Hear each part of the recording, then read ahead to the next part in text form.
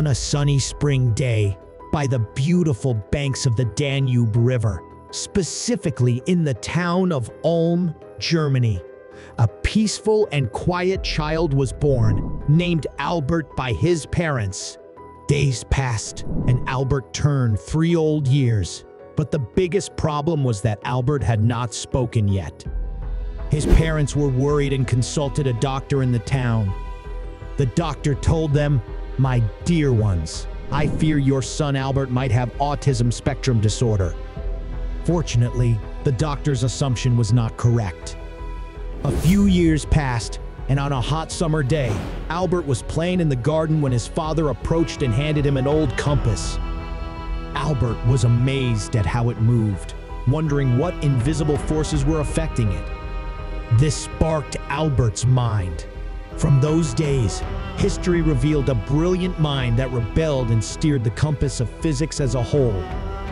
Welcome to the journey of the genius, Albert Einstein. A journey where we will pass through its stations, immerse ourselves in the beauty of its details, and draw inspiration from it. Fasten your seatbelts tightly, and let's embark on this journey together. Albert and school. Albert moved to Munich, where he enrolled at the Luitpold Gymnasium. He was a good student, always asking many questions and often doubting what he was taught.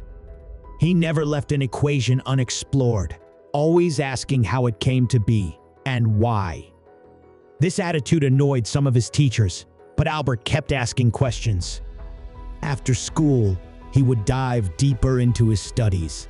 By the age of 12, he had learned algebra and geometry, subjects we still fear today. And by the age of 14, he had mastered calculus.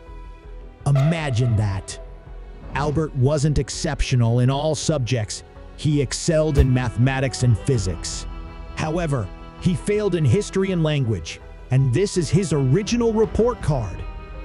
Albert was passionate about questioning, extremely curious, and that made his mind a thinking machine. Albert specifically said about this stage in his life, "I have no special or unique talent. I am just curious." He also said that the most important thing in your journey is never to stop asking questions. This phase teaches us that school does not define a genius. We learn to use our minds, to ask, to search, and to find answers. And remember, never stop asking questions. Our second stop is titled Albert and Work. In the Swiss city of Zurich, Albert graduated from the Polytechnic Institute with a diploma in physics. Like any young person, he began his journey in search of a job. He tried teaching, published in newspapers, knocked on every door. He almost gave up on physics and considered becoming an insurance agent. A few days passed, and while he was at home, a letter arrived in the mail. "Hello, Albert. You have been accepted to work at the Swiss Patent Office. You can start tomorrow." The next morning, Albert was at work, on the 3rd floor, in room 86, at his wooden desk. Albert's work was simple. He finished it quickly and left the rest of his time for thinking. Einstein said about this period, "I think for months and even years. I arrive at the wrong answer 99 times. But on the 100th time, I get it right." When faced with a problem, he would sit at his desk and spend most of the time thinking about the problem, why it happened, the reason behind it, why, where, and how. Then, he would give very little time to think about the solution. The profound thing here is that when you understand your problem, why and how it happened, you will see it clearly before you, and the solution will automatically appear. The problem in our schools is that they don't allow you to think.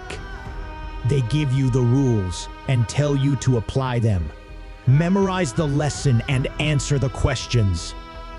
There is no such thing as thinking or inventing solutions. Can we change reality? Certainly not. But we can change ourselves. We can train ourselves to think, to reason. Have you ever heard of self-development? Yes, this is where we begin. The important thing is that time passed for Albert, and from this wooden desk, he began to develop many theories. And in fact, the quietness of Albert's office played a significant role in his achievements. He said himself, "How do you get good thinking? Sit alone in silence, staring quietly, just you and your thoughts." We always emphasize in our channel's advice to set a special place for yourself to study and work. Nothing brings out genius except a quiet solitude and a burning mind. We fly to our new station, and they say, Albert turns the scales. In 1905, Albert published 4 research papers on light, energy, and motion. For 4 months, no one noticed those papers until a man named Max Planck came along.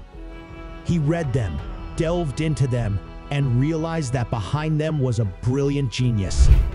There was no way to stop the soaring of his thoughts, a young man of 26 years who turns the scales of physics and energy. And so, the years passed, and Albert Einstein's ideas continued to flow. We arrive at our final destination, Albert and me. After all this historical journey, what do we learn and get inspired by from Albert? First lesson, school is not the measure of genius. As you've seen, a person may excel in one thing and fail in others. The important thing is not to let failure creep into your heart and to truly know where you are headed. This leads us to the second lesson from this journey. Wherever life places you, always think about your goals. Albert was employed in an office job he didn't want, yet he continued to chase his dream, physics. So, no matter where you are now, always think about your dream, follow it and pursue it, and you will surely reach it one day. The third lesson we learn from this journey is think, ask questions, and discuss. God has given us a brain with billions of cells, not just to be a storage for memorization, but to learn to think and seek information. Even if you are in school, university, or work, let your mind work.